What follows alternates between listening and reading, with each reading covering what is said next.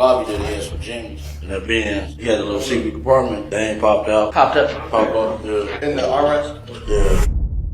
Tupac's alleged murder co-conspirator Keefe D has been battling prosecutors in court under the argument that he had provided the killer with the murder weapon. Audio evidence has been submitted into the court case of Keefe D, in which he is discussing the murder weapon, and the ATF had also matched shell casings to a Glock which Compton police claimed to have found in the backyard of an associate of Keefe D who had been with him in Las Vegas when the murder was carried out. There have been several different theories presented regarding the murder weapon, as not only has Keefe D put forward several different stories about it before being arrested for the murder, but a former asset for the ATF who had infiltrated Death Row Records, which Tupac was signed to, put a different theory out there regarding the weapon during a Fox News interview. In this video, we're going to take a look into the details regarding Tupac's murder weapon, which is currently being put forward in court, along with the various other theories and what had happened to the weapon resulting in it being destroyed by the ATF.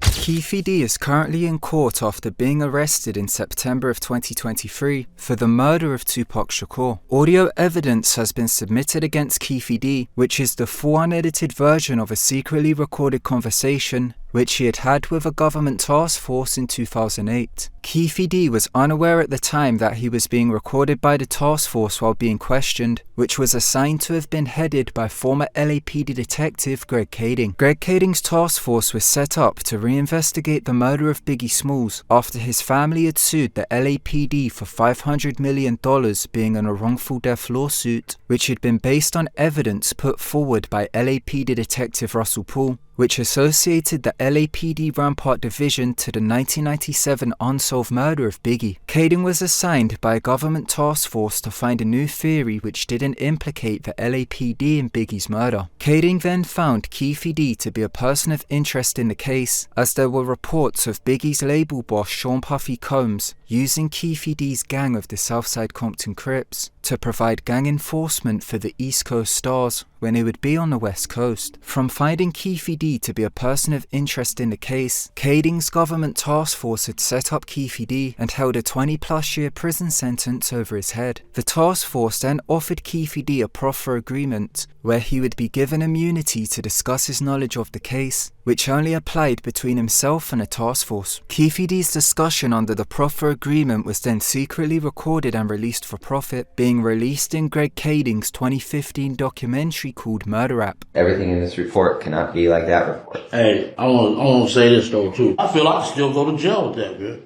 Because this is federal, and what is said right here cannot be used against you, Keefe. The unedited version has been submitted into court as evidence against Keefe D, as he was arrested for the murder of Tupac in September of 2023. Keefe D's arrested came after publicly going on platforms since 2017 discussing the claims he had made in secret, which was made public in Kading's documentary. Keefe D's proffer agreement only applied between himself and the task force, therefore he could still be held accountable for his claims after he decided to go public from 2017 onward. Keefe D in the secretly recorded tape, which was submitted in its entirety into court in January of 2024, had made claims to the task force in 2008 regarding information about the alleged murder weapon which had taken out Tupac Shakur. Keefe D in this version of events, which he had relayed to the government task force, had claimed an associate of Puff Daddy who had initially introduced him to the mogul had been the person who had provided the murder weapon.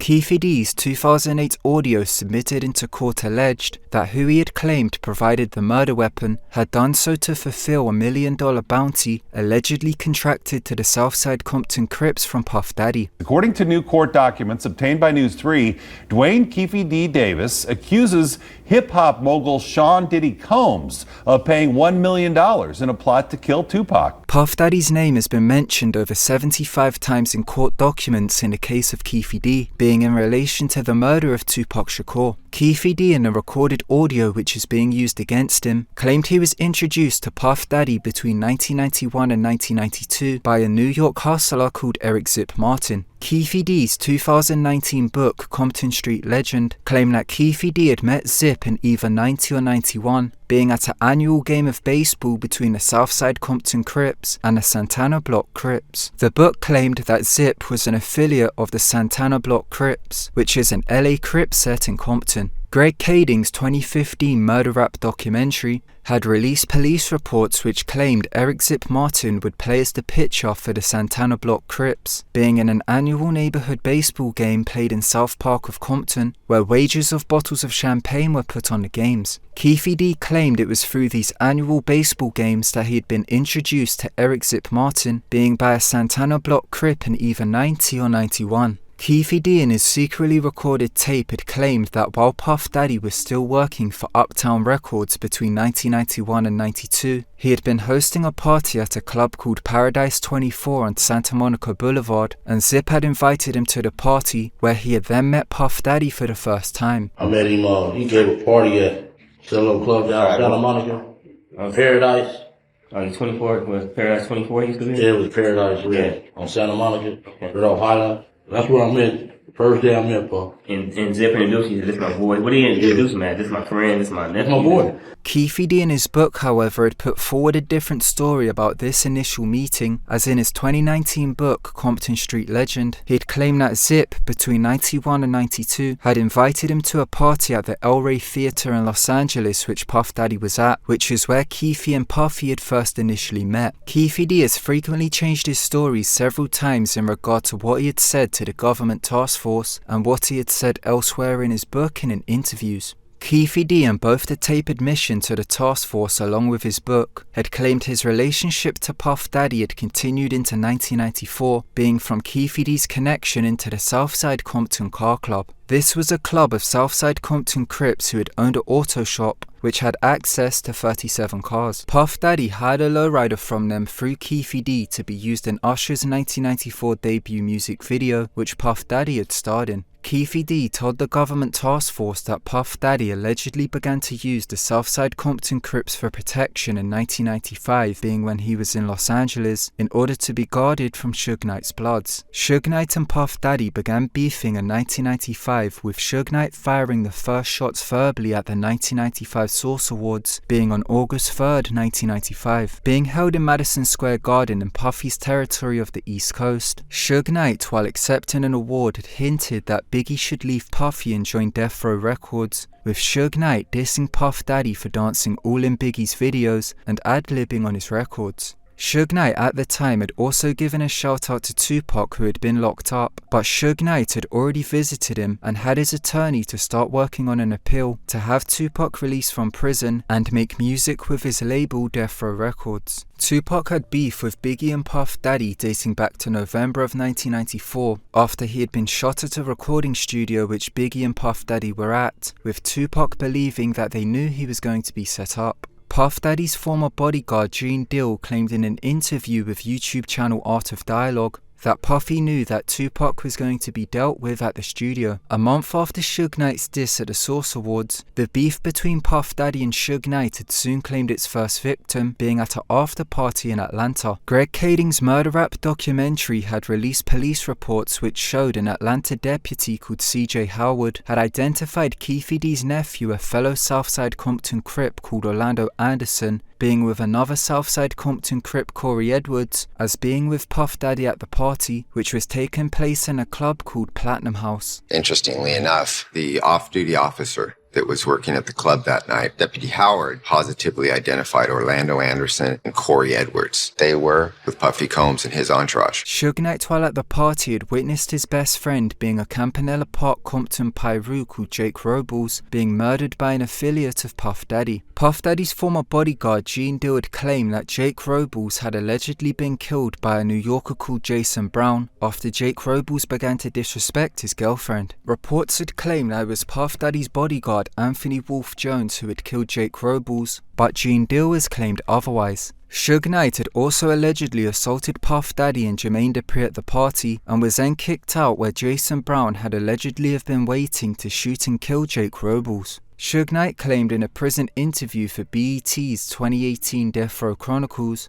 that he believes Jake Robles' death was a set-up job by Puffy. Tupac was bailed out of prison a few weeks after the Jake Robles murder, being under an appeal filed by Suge Knight's attorney, where Tupac would begin to start making music under Death Row Records. Tupac and Suge Knight began their reign of terror over Biggie and Puffy, such as beating a producer affiliated to Puffy at a 1995 Christmas party, to then having a run-in with each other at the 1996 Soul Train Music Awards, which Keefe D had been providing security for. Keefe D was providing security for the Shrine Auditorium for the 1996 Soul Train Music Awards, where he had prevented an attack on Biggie by Suge Knight's Bloods. Suge Knight had around 30 Pyrus dressed in P-Funk shirts representing Pyru, who had planned to pull Biggie off of the stage at the event. Death Row's head of security, former Compton cop Reggie Wright Jr., had learned of the plan and gave Keefe D the heads up to prevent the Pyrus from entering the venue. Puff Daddy's former bodyguard Gene Deal claimed that Puffy had run from Suge Knight and Tupac after they had been approaching in a backstage corridor. Gene had claimed that after this he had witnessed Puff Daddy say that he didn't care if Biggie and Tupac had to die or if Suge Knight had to go to jail, but he was tired of living in fear. Tupac released a diss track towards Biggie and Puffy in June of 1996 called Hit 'Em Up. Tupac claimed to have gotten with Biggie's wife after they had recorded a song together for Tupac's 1996 album All Eyes on Me. Suge Knight had also allegedly have gotten with Puff Daddy's baby mother Misa Houghton, with this photo showing Suge Knight playing with Puffy's son Justin. Suge Knight also starred in an unreleased magazine cover with Misa and Puffy's son, with the cover reading "What the East Coast won't take care of, the West Coast will." Keefe D in his recorded confession claimed to have gone to the Greenblatt Deli in Los Angeles in the summer of 1996, where Puff Daddy had allegedly took him downstairs and put out $1 million bounty to the Southside Compton Crips, being on the heads of Tupac and Suge Knight.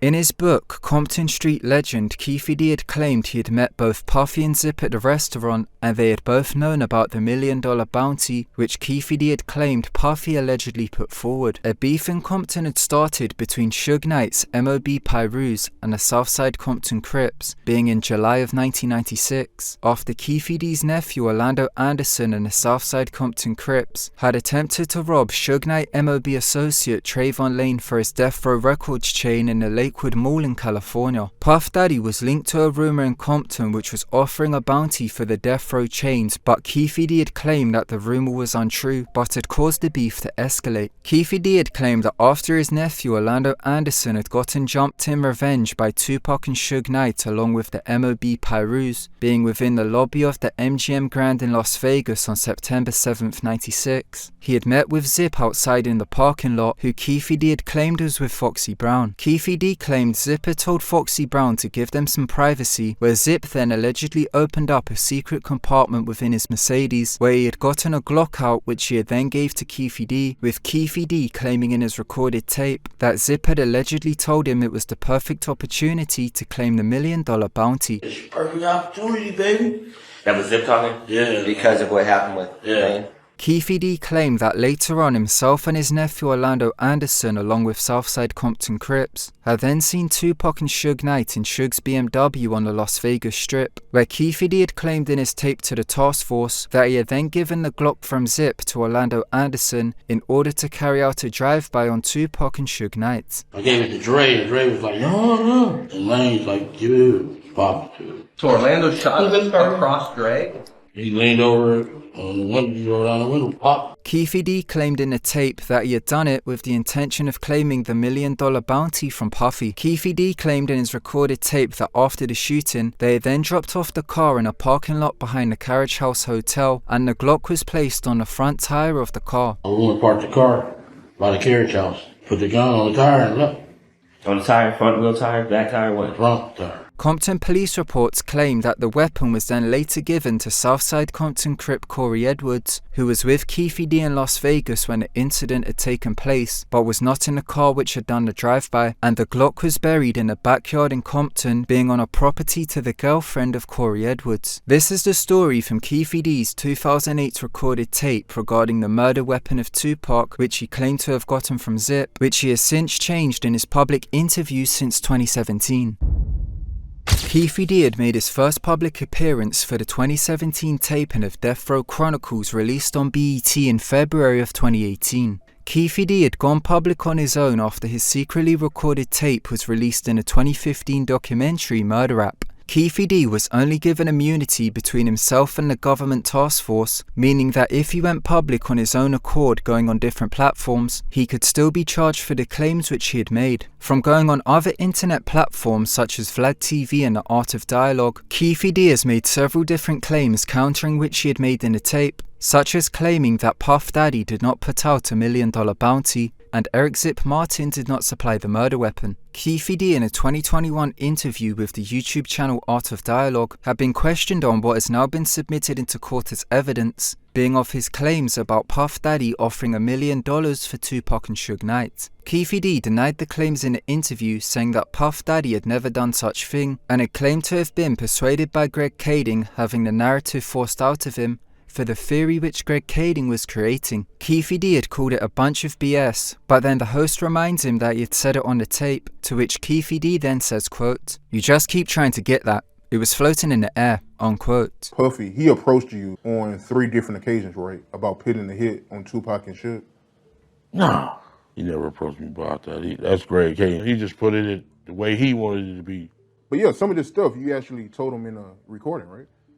Some of the stuff, yeah. Yeah, so Puff Daddy, he put a hit. You just gonna keep on trying to get that. I keep saying it was floating in the air, dog. Okay, gotcha. Let's move past that. The interview shows how Keefe D was pressured into saying the claims after being made aware that he had said it originally in a tape. He went on to say that there was no such $1 million bounty, and this was a miscommunication, as he had claimed that he had actually put a price tag to Zip for $10,000, being for guns to purchase after the Tupac shooting when a gang war had broken out, which Keefe D claimed was then twisted into $1 million bounty. However, Keefe D in a recorded tape had made 2 different claims about the bounty, as he had first said we wanted $1 million, and is then asked directly who had brought up the amount of $1 million, to which Keefe D says he did, and is then asked if Puffy did, to which he agrees on. We wanted $1 million.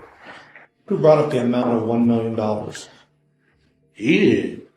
Puffy did? Yeah. The investigators never questioned him on changing his statement directly after being asked, when given back 2 different answers. Instead, the investigators had ran with Keefe D's second answer, and Greg Kading began to lead Keefe D into various options of how Puffy had brought up the $1 million bounty, then allowing Keefe D to choose one. How's it go? How's the conversation go? I mean, okay, listen, I'll do it, but I need $500,000, or, you know, I've got somebody who will do it, but I need $300,000. I mean, we need really specific details regarding that. Keefe D had also been asked about Zip providing the murder weapon during his 2019 Vlad TV interview, where he seems to contradict what he had said in a 2008 taped interview and what he had wrote in his book. Vlad asked Keefe D, "You didn't have no weapons out there," which Keefe D then replies with, "Who said that?" And Vlad then reads the quote from the book about Zip providing the murder weapon, to which Keefe D says he doesn't want to talk about. You guys don't have any guns. Who said that? Well, it was in the book until Von Zip came in the picture. All right, let's. I don't want to talk about that. Keefe D had later given a different story about the murder weapon, being in an interview with The Art of Dialogue. In the 2021 interview, Keefe D had claimed to have met up with an associate in Las Vegas, being in a hotel room after the fight had taken place in an MGM Grand lobby. Orlando Anderson is on tape at 8:55 p.m. being questioned by police in an MGM Grand lobby, where Keefe D claimed he had met up with Orlando Anderson shortly after. An LA Times article reports the Treasure Island Hotel Security Department escorting Orlando Anderson to a hotel room at 10:13 p.m. under the hotel's policy, although this was not Orlando Anderson's hotel, as he had been staying in the Excalibur, with the report claiming he was meeting up with Crips and associates who were at the hotel. This is where Keefe D claimed in his 2021 Art of Dialogue interview of the Las Vegas associates laying out 3 guns to be used in retaliation, which counters the Zip claims which he had made in the recorded confession and had made in his book. We had some little homies out here selling work. So we went up there. My little homies went and got the choppers, 3 choppers. And I first shot it, hit Big Boy in the head. I thought he was dead. He had also claimed that the gun found in the backyard of Corey Edwards' girlfriend was not the murder weapon of Tupac. The ATF would later claim that they had matched the gun found in the backyard to casings which were collected from the Tupac murder. Tupac's murder weapon has also been connected to the ATF in several different ways, with it including ballistics matches and a former ATF asset giving a different opinion on the murder weapon. The theory ties the Compton PD into an alleged cover-up of the murder weapon. After Compton PD was disbanded in 2000, 3,000 guns were delivered to the LA Sheriff's Department, being after a merge between the two departments, and the guns were reorganized and sorted, which had been submitted into evidence and kept in storage. Former Compton PD cop Tim Brennan in 2006 had recognized one of the addresses on a .40 caliber Glock. The address was that of an ex-girlfriend to Southside Compton Crip Corey Edwards, with the report revealing it was found by Compton PD being buried in the backyard while serving a search warrant. The gun was booked as being found on the same day that Orlando Anderson was murdered on May 29, 1998. The 2017 TV documentary Who Shot Biggie and Tupac claimed the Glock was given to the ATF for ballistics testing, where it was a positive match for shell casings found at the Tupac scene. The ATF claimed to have confirmed it to have been a positive match of the casings and had then given it to the Las Vegas PD to do a separate analysis, but Vegas PD had told the ATF that the gun was not a match and had returned it to the ATF. Give it to the ATF agents. They say the gun matched on the murder of Tupac. It was a positive match on the casings. The ATF destroyed the gun in 2013, claiming that it was not related to the crime.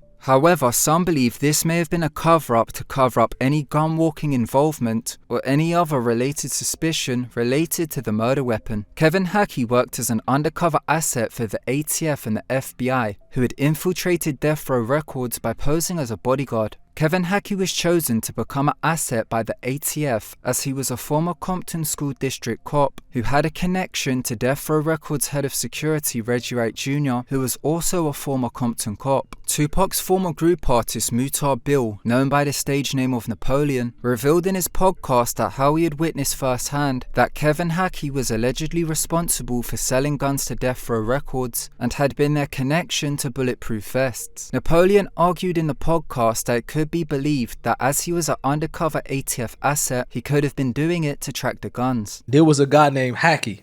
He was a security guard. Come to find out, he was an undercover ATF. Later on, I found out he was an undercover. He was selling us guns, bro. Was that the undercover purpose of it, though? Or I don't know if that was saying sell them the guns. So maybe that they were saying sell them the guns so we can keep track of them. Yeah. But he was selling us guns, and also he had a connection to bulletproof vests. With Kevin Hackey being undercover for the ATF and him selling guns to Death Row Records, it is indicative of what are called gun-walking operations, which are carried out by the ATF, with a notable case being Operation Fast and Furious. Gun-walking operations are when the ATF provide firearms to illegal straw buyers being introduced into criminal organizations for the guns to then be tracked and traced into illegal activity to then make arrests. Hackey, according to these court filings, worked for 2 years as an undercover agent for the FBI and ATF helping the feds. The guns that we saw these individuals buy would begin turning up at crime scenes in the United States and in Mexico, leading to the gunman who shot up this BMW. We weren't giving guns to people who were hunting bear. We were giving guns to people who were killing other humans. For the gun-walking operation called Fast and Furious, the ATF were supplying the Mexican cartels with automatic weapons, being in an operation against El Chapo, and it was later revealed that the guns which were supplied by the ATF were then being sold on and had been tracked going from the Mexican cartels turning up as far as the inner city gangs of Chicago. Napoleon outlined on his podcast that from his first-hand witnessing of undercover ATF asset Kevin Hackey allegedly selling Death Row Records guns, he believes this may have been a gun-walking operation being carried out against the record label. Fellow Tupac group artist Hussein Fatal was sold a .40 caliber Glock, which was then confiscated from him by an off-duty Santa Monica cop being at the House of Blues when Tupac was performing on July 4th, 1996. Here at the House of Blues in 1996, an off-duty Santa Monica cop working security confiscated a .40 caliber Glock handgun similar to this